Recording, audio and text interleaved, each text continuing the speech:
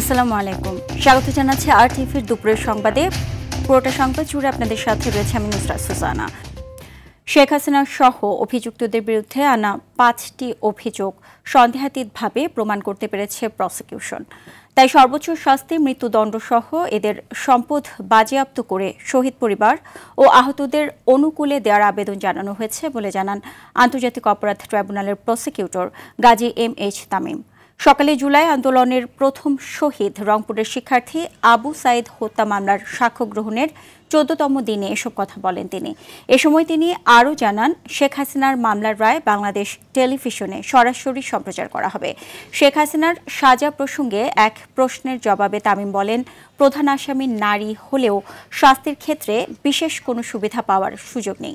এদিকে আগামীকালের রায় ঘোষণাকে কেন্দ্র করে ট্রাইব্যুনাল ও হাইকোর্ট এলাকায় নিরাপত্তা জোরদার করা হয়েছে।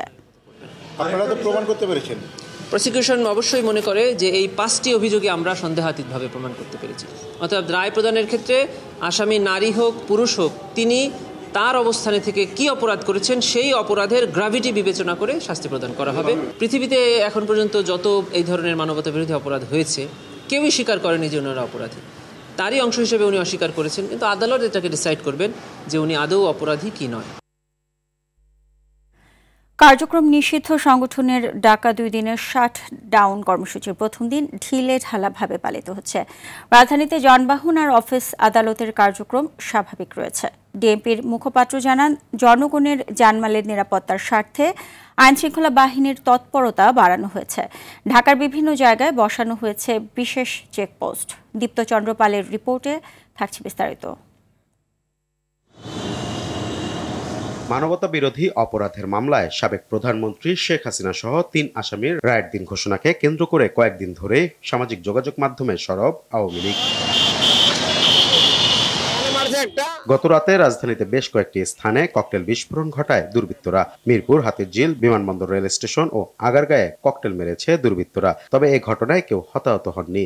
এমন অবস্থায় স্থানীয়দের মধ্যে আতঙ্ক ছড়িয়ে পড়ে। ওটা তো আতঙ্ক লাগে, তাই বর্তমানে আজকে কোনো ককটেল ফুটাত দেখি নেই। শাটডাউন যেদিন কর্মসূচি দিছে ওদিন একটু রাস্তাঘাট মোটামুটি ফাঁকা ছিল, তবে এখন আবার পুরোপুরি ভরাট, মানে এখন সচল, কোনো অসুবিধা নেই। সমর্থন তো অবশ্যই করি না, আর আতঙ্কে তো অবশ্যই থাকবো, কখন বিপদ আসে বলা যাবে না। তো গণপরিবহনের অবস্থা দেখলে বোঝা যায় না যে শাটডাউন চলতেছে বা লকডাউন চলতেছে। আমি তো মোটামুটি আসলাম, স্বাভাবিকই আসলাম, গণপরিবহনও পাইলাম, সবই চলতেছে। পুলিশ বলছে এখন পর্যন্ত রাজধানীতে নাশকতার কোনো তথ্য নেই। নাশকতা ঠেকাতে নেওয়া হয়েছে বাড়তি নিরাপত্তা ব্যবস্থা। কোনো থ্রেট আমরা দেখছি না। মহানগরের আইন শৃঙ্খলা পরিস্থিতি স্বাভাবিক রাখা এবং জনগণের মালের নিরাপত্তা বিধান করার জন্য ঢাকা মেট্রোপলিটন পুলিশ তৎপর রয়েছে এবং সামাজিক যোগাযোগ মাধ্যমে কর্মসূচি যারা ঘোষণা করেছে তাদের এইসব নিয়ে জনগণের হয়তো আতঙ্কিত হওয়ার কোনো কারণ আছে বলে আমরা মনে করি না। এদিকে মাদারীপুরে গাছ কেটে সড়কে ফেলে অবরোধ করেছে কার্যক্রম নিষিদ্ধ আওয়ামী লীগের নেতাকর্মীরা। প্রায় 4 ঘন্টা যান চলাচল বন্ধ থাকার পর প্রশাসনের সহায়তায় ফের চালু হয় যান চলাচল। প্রায় 2 ঘন্টা পরিশ্রম করে এই রাস্তা থেকে গাছগুলো অপসারণ করতে পেরেছে। দীপ্তচন্দ্র পাল, আরটিভি, ঢাকা। 7 ডিসেম্বর থেকে শুরু হবে জুলাই অভ্যুত্থানের নিহত শহীদের শনাক্তকরণ কাজ। এ উপলক্ষে রায়েরবাগ কবরস্থানে স্থাপন করা হবে অস্থায়ী মর্গ। সকালে রায়েরবাজার কবরস্থানে শহীদদের কবর জিয়ারত করতে এসে এই তথ্য জানান উপদেষ্টা আসিফ মাহমুদ সজীব ভুঁইয়া। তিনি বলেন, নিহতদের পরিচয় নিশ্চিত করতে স্বজনরা দীর্ঘদিন ধরে অপেক্ষায় ছিলেন। আন্তর্জাতিক ফরেনসিক এক্সপার্টদের মাধ্যমে এবার সেই অপেক্ষার অবসান ঘটবে বলে আশা করা হচ্ছে। শনাক্তকরণ প্রক্রিয়া শেষ হলে মরদেহগুলো স্বজনদের কাছে হস্তান্তর করা হবে। 5 ডিসেম্বর আন্তর্জাতিক ফরেনসিক এক্সপার্টরা বাংলাদেশে আসবেন এবং আশা করা যাচ্ছে যে 7 ডিসেম্বর থেকেই এই গণকবরে যারা আছেন, যে শহীদরা আছেন, তাদেরকে আইডেন্টিফাই করার প্রক্রিয়া শুরু হয়ে যাবে এবং এখানেই অস্থায়ী মর্গ স্থাপন করে সিআইডি মূলত এটা বাস্তবায়নকারী সংস্থা হিসেবে কাজ করবে। আমরা আশা করি যে আমাদের সকল শহীদদের আমরা আইডেন্টিফাই করতে পারবো এবং তারা আমাদের শহীদদের তালিকায় অন্তর্ভুক্ত হবে। শেখ হাসিনার রায় ঘিরে একটি মহল নৈরাজ্য সৃষ্টির পায়তারা করছে বলে মন্তব্য করেছেন বিএনপি মহাসচিব মির্জা ফখরুল ইসলাম আলমগীর। তিনি বলেন, রায় ঘিরে দেশে আতঙ্ক বিরাজ করছে, নৈরাজ্য সৃষ্টি করলে দেশবাসীকে সঙ্গে নিয়ে তা রুখে দেওয়ার আহ্বান জানান বিএনপি মহাসচিব। শামীম চৌধুরীকে সাথে নিয়ে আরও জানাচ্ছেন বিপুল দেব রায়। মাওলানা আব্দুল হামিদ খান ভাসানীর ৪৯তম মৃত্যুবার্ষিকী উপলক্ষে এই আলোচনা সভার আয়োজন করে বিএনপি। জাতীয় প্রেস ক্লাবে আলোচনা সভায় ভাসানীর জীবন সংগ্রাম ও নেতৃত্বে আপসহীনতার নানা স্মৃতিচারণ করা হয়। এই সময় বিএনপি নেতারা বলেন, মাওলানা ভাসানী ছিলেন আদর্শবাদী রাজনীতির এক উজ্জ্বল দৃষ্টান্ত। তিনি দেশের ইতিহাসের লড়াই সংগ্রামের এক অবিচ্ছেদ্য অংশ। জাতীয়তাবাদীরা যে দীক্ষা নিয়েছে, যে দেশপ্রেম পেয়েছে, যেই ভবিষ্যতে পথ চলার পাথেও পেয়েছে, এটার জন্য আমরা বেশ কিছু অংশটাও হলেও মাওলানা আব্দুল হামিদ খান ভাসানীর কাছে ঋণী। আওয়ামী লীগের যে শাসন ছিল ৭২-৭৫ পর্বে, সেই আওয়ামী লীগকে তিনি নিখিল বাংলাদেশ লুটপাট সমিতি হিসেবে উল্লেখ করেছিলেন। শেখ হাসিনার রায় ঘিরে দেশে আতঙ্ক বিরাজ করছে জানিয়ে বিএনপি মহাসচিব মির্জা ফখরুল ইসলাম আলমগীর জানান, সংকট মোকাবিলায় সবাইকে ঐক্যবদ্ধভাবে কাজ করতে হবে। হাসিনার গণহত্যার বিরুদ্ধে যেটা ট্রায়াল হয়েছে, রায় বেরোবে, এই নিয়ে একটা চরম আপনার একটা বলা যেতে পারে যে একটা অনিশ্চয়তা, একটা আতঙ্ক সারা দেশে বিরাজ করছে। এই নিয়ে কোনো ওইটা বড় একটা অপেক্ষা রাখে না, এবং একটা মহল এটা নিয়ে বাংলাদেশে আবার একটা নৈরাজ্য সৃষ্টি করার জন্য পায়তারা করছে। আমাদের আজকে রুখে দাঁড়াতে হবে।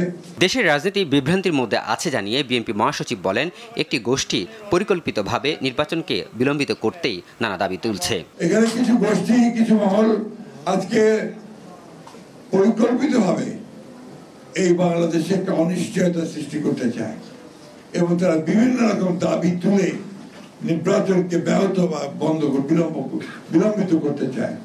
কিন্তু এই দেশের মানুষের এখন সবচেয়ে বড় প্রয়োজন যেটা, তারা হচ্ছে একটা নির্বাচিত সরকার, যার পিছনে জনগণ থাকবে। নির্বাচন একমাত্র পথ যা দিয়ে জনগণের আশা আকাঙ্ক্ষা পূরণ হবে বলে জানান মির্জা ফখরুল ইসলাম আলমগীর। নির্বাচনই হচ্ছে একমাত্র পথ। বিপুল দেব রায়, RTV, ঢাকা। সবার সহযোগিতা ছাড়া সুষ্ঠু গ্রহণযোগ্য নির্বাচন সম্ভব না বলে জানিয়েছেন প্রধান নির্বাচন কমিশনার AMM নাসিরউদ্দিন। বলেন, সবার জন্য লেভেল প্লেইং ফিল্ড নিশ্চিত করতে চায় নির্বাচন কমিশন। সকালে আগারগাঁওয়ের নির্বাচন ভবনে রাজনৈতিক দলগুলোর সাথে সংলাপের শুরুতে এ মন্তব্য করেন তিনি। এ সময় CSC বলেন, আচরণবিধি পরিপালনের উপর একটা সুষ্ঠু নির্বাচন নির্ভর করে, তাই দলীয়ভাবে আচরণবিধি প্রচার করার আহ্বান জানান তিনি। এদিন নিবন্ধিত রাজনৈতিক দলগুলোর সঙ্গে দ্বিতীয় দিনের মতো সংলাপ করছে কমিশন। সামনে যে নির্বাচনটা আমরা যাতে একটা সুন্দর গ্রহণযোগ্য পরিবেশে যাতে একটা নির্বাচনটা অর্গানাইজ করতে পারি, এটা আপনাদের সহযোগিতা চাও আমাদের মূল উদ্দেশ্য। যে কারণ আমরা সবাই মিলে তো করতে হবে। আমরা ইলেকশন কমিশন একার পক্ষে এই কাজটা আঞ্জাম দেওয়া সম্ভব না।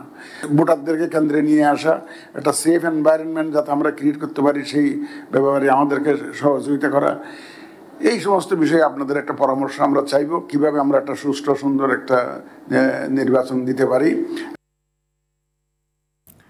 রাজনৈতিক দলগুলোর সনদ বাস্তবায়ন প্রক্রিয়া পুরোপুরি মেনে নিলে পতিত স্বৈরাচার জুলাই সনদকে ব্যর্থ করতে পারবে না বলে মন্তব্য করেছেন বিশেষজ্ঞরা।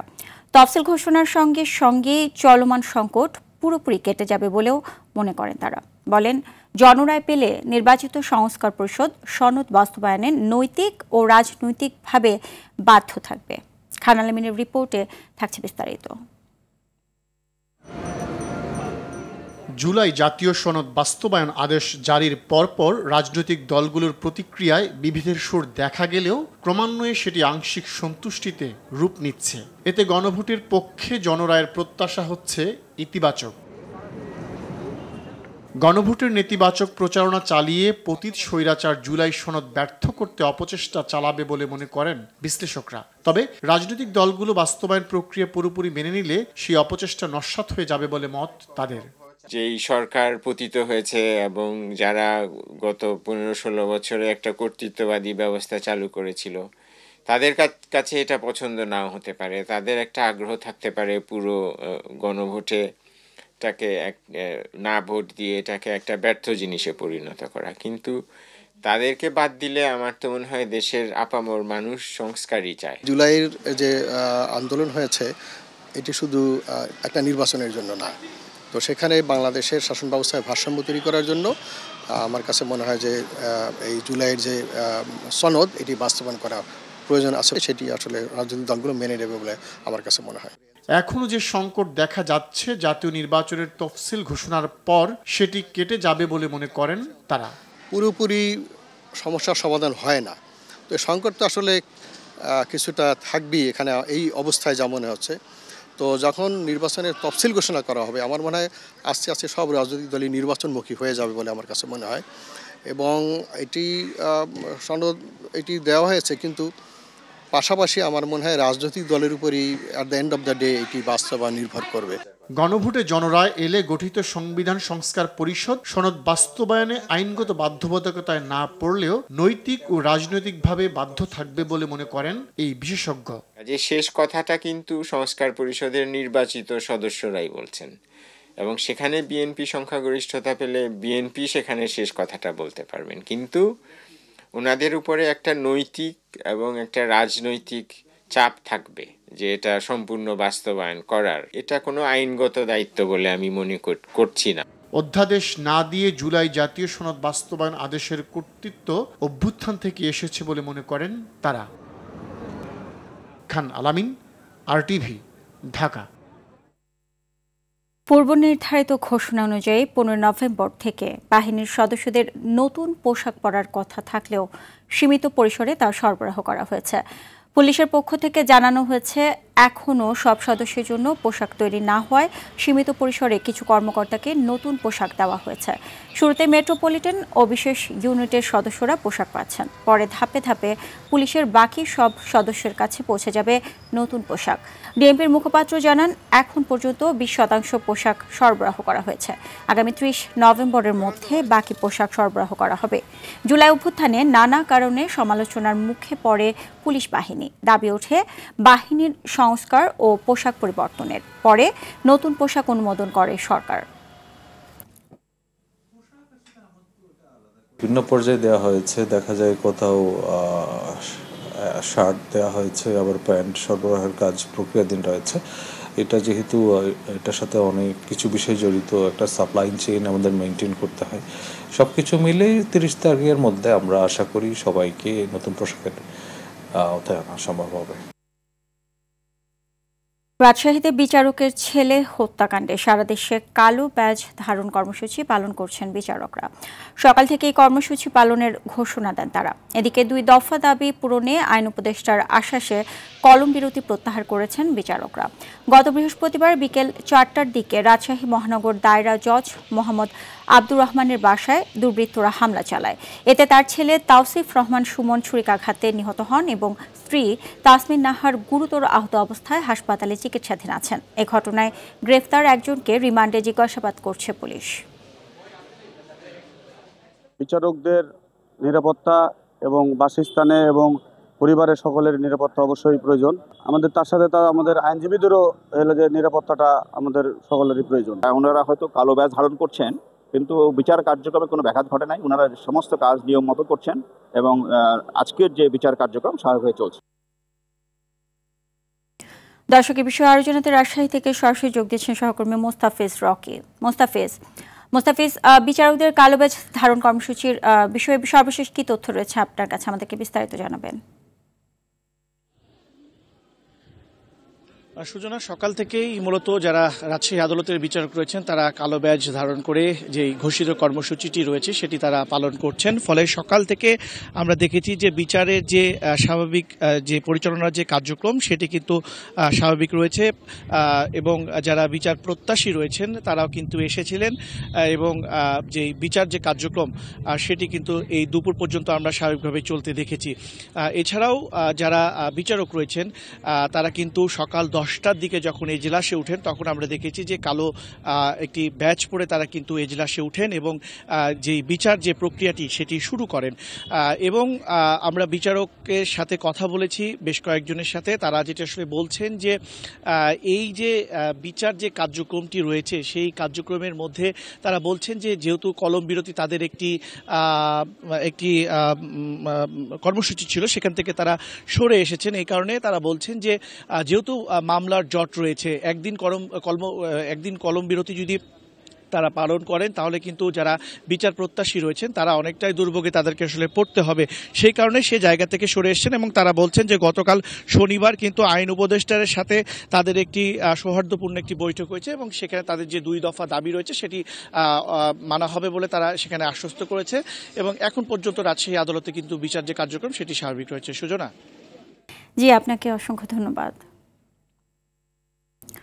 বরিশালে শিক্ষার্থীদের সঙ্গে বাস শ্রমিকদের সংঘর্ষের ঘটনায় দূরপাল্লার বাস চলাচল বন্ধ রেখেছে শ্রমিকরা। এতে ভোগান্তিতে পড়েছেন সাধারণ যাত্রী। অনেকে অতিরিক্ত ভাড়া দিয়ে লোকাল বাসে ভেঙে ভেঙে যাচ্ছেন গন্তব্যে। শনিবার সন্ধ্যা 7টার দিকে হাফ ভাড়াকে কেন্দ্র করে নথুল্লাবাদ বাস টার্মিনালে বাস শ্রমিকদের সঙ্গে স্থানীয় বিএম কলেজের শিক্ষার্থীদের দফায় দফায় সংঘর্ষ হয়। এতে দুই পক্ষের অন্তত অর্ধ শতাধিক লোকজন আহত হন। ভাঙচুর করা হয় অর্ধ শতাধিক বাস।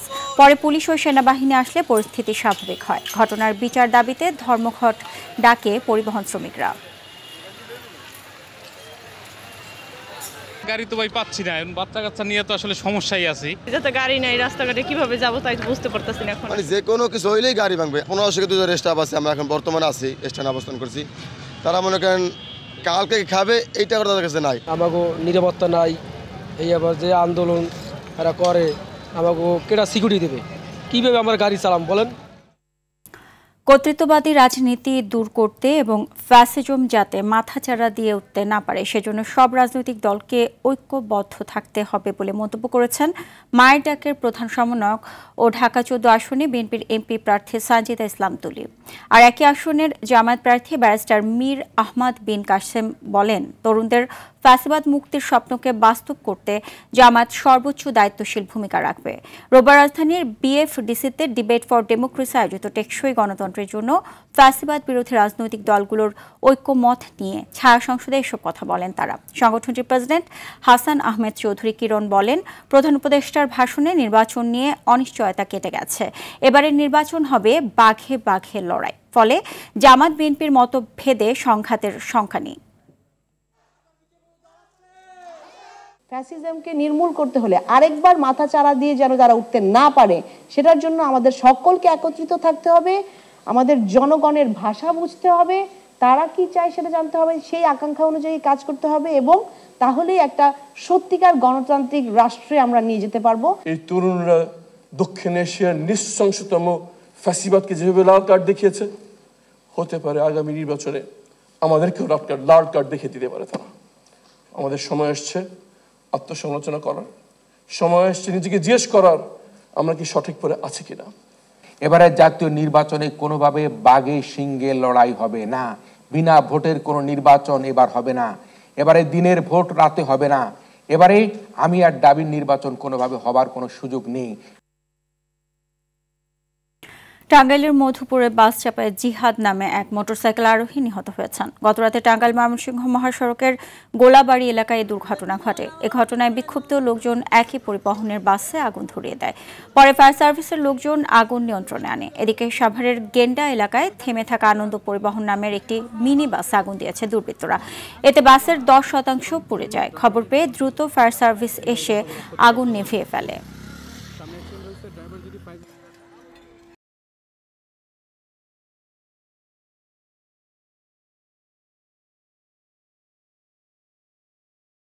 জানাবো খেলার খবর। বাংলাদেশে প্রথমবারের মতো হতে যাচ্ছে নারী কাবাডি বিশ্বকাপ। 17 নভেম্বর থেকে মিরপুর শহীদ সোহরাওয়ার্দী ইনডোর স্টেডিয়ামে হবে এবারের আসর। মেগা এই টুর্নামেন্টের জন্য দল ঘোষণা করেছে আয়োজকরা। নিজেদের মাঠে ভালো খেলার প্রত্যাশা লাল সবুজের প্রতিনিধিদের। বিস্তারিত মুমসাদ দিনুরির রিপোর্টে। 2012 সালে ভারতে প্রথমবারের মতো অনুষ্ঠিত হয় নারী কাবাডি বিশ্বকাপের প্রথম আসর। 13 বছর পর বাংলাদেশে হতে যাচ্ছে এর দ্বিতীয় আসর। টুর্নামেন্টের প্রস্তুতি নিয়ে কাবাডি ফেডারেশনের সংবাদ সম্মেলন। শুরুতেই বাংলাদেশের দল ঘোষণা করেন ফেডারেশনের সাধারণ সম্পাদক স্মৃতি আক্তার, রেখা আক্তারি, মেবি চাকমা, রূপালী জুনিয়র, আঞ্জুমানা রাত্রি, সুচরিতা চাকমা, খাদিজা খাতুন, লোবা আক্তার, ইয়াসমিন খানম, ইসরাজান সাদিকা ও তাহরিন। প্রথম আসরে কোয়ার্টার ফাইনালে জাপানের কাছে হেরে স্বপ্নভঙ্গ হলেও এবার আর সুযোগ হাতছাড়া করতে চায় না বাংলাদেশ। ঘরের মাঠে খেলা হওয়ায় পাচ্ছে হোম অ্যাডভান্টেজও। টুর্নামেন্টে খেলতে নামার আগে কতটা প্রস্তুত লাল সবুজের প্রতিনিধিরা? আমার যা কাজ করবো সব দৃশ্যমান। আমি প্রথম থেকে বলছি বাংলাদেশ টিম ভালো খেলবে, ভালো খেলছে। এদিকে সম্প্রতি দেশের ক্রীড়াঙ্গনে নারীদের নিরাপত্তা নিয়ে উঠেছে বড় প্রশ্ন। এমন সময় নারী কাবাডি বিশ্বকাপ আয়োজন করছে বাংলাদেশ। বিশ্ব আসরে নারীদের নিরাপত্তা দিতে পারবে কি ফেডারেশন? আমরা অনেক সতর্ক, যথেষ্ট নিরাপত্তা। সেক্ষেত্রে আমরা প্রত্যেক জায়গাতে মেয়েদেরকে প্রাধান্য দিয়েছি। ফিমেল আমরা সিকিউরিটি বলেন, আমাদের লিয়াজু বলেন, আমাদের যে অফিসিয়াল বলেন। এবারের আসরে আর্জেন্টিনা অংশ নেওয়ার কথা থাকলেও শেষ মুহূর্তে বাজেট সংকটে কাবাডি বিশ্বকাপে খেলা হচ্ছে না লাতিন আমেরিকান দেশটির। আর্জেন্টিনা নাম প্রত্যাহার করে নেওয়ায় এবার আসরে অংশ নেবে 11টি দল। 24 নভেম্বর ফাইনালের মাধ্যমে পর্দা নামবে নারী কাবাডি বিশ্বকাপের দ্বিতীয় আসরের। মুমসাদ্দিন নুরি, RTV, Dhaka. AFC Asian cup বাছাই পর্বে ভারত ম্যাচে জয় পেতে মরিয়া বাংলাদেশ ফুটবল দল। শনিবার জাতীয় স্টেডিয়ামে অনুশীলনের সময় গণমাধ্যমকে এমনটাই জানান মিডফিল্ডার সমিত সোম। বাছাই পর্বে এখন পর্যন্ত 4 ম্যাচ খেলে 2টি করে ড্র ও পরাজয় নিয়ে জয়হীন ক্যাবরেরার শিষ্যরা। এদিকে দেশের জার্সিতে অভিষেকের পর সমিতও পায়নি জয়ের স্বাদ। এবার 18 নভেম্বর ভারত ম্যাচে সে আক্ষেপ মেটাতে চান তিনি। পাশাপাশি তিনি বলেন, আগের চেয়ে দল বেশ উন্নতি করেছে, বেড়েছে টিম স্পিরিট, পাসিং ও কন্ট্রোল। দুপুরের সংবাদে পর্যন্তই। জেলা সংবাদ বিকেল 4:45টায় দেখার আমন্ত্রণ রইল। এতক্ষণ সাথে থাকার জন্য সবাইকে ধন্যবাদ।